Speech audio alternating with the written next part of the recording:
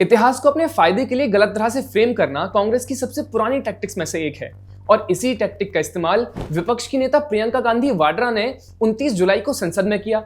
उन्होंने कहा कि 26/11 आतंकी हमले के बाद महाराष्ट्र के चीफ मिनिस्टर और देश के होम मिनिस्टर ने इस्तीफा इसलिए दिया था क्योंकि तब सरकार की लोगों के प्रति जवाबदेही थी। अरे वाह, हमें तो ये पहली बार पता पड़ा, क्योंकि हमने तो आज तक इन इस्तीफों का अलग ही इतिहास पढ़ा है।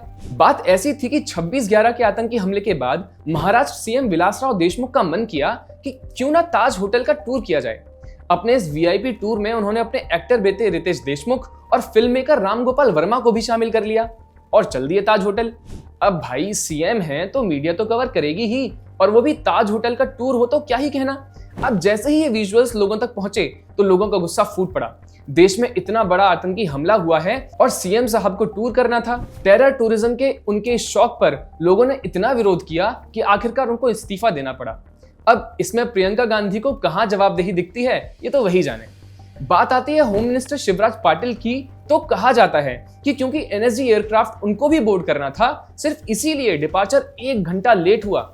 इंडिया टुडे की रिपोर्ट के अनुसार पाटिल वाज अंडर फायर क्योंकि उन्होंने पब्लिकली रिवील कर दिया था कि कितने कमांडोज थे और वो कब दिल्ली से मुंबई रवाना होने वाले थे। All this when India was dealing with a hostage crisis situation. हमारे ही देश के तब के होम मिनिस्टर पाकिस्तान में बैठे टेररिस्ट के आकाओं को काउंटर टेररिस्ट ऑपरेशंस की डिटेल दे रहे थे, लेकिन प्रियंका गांधी ये सब भी भूल गई हैं।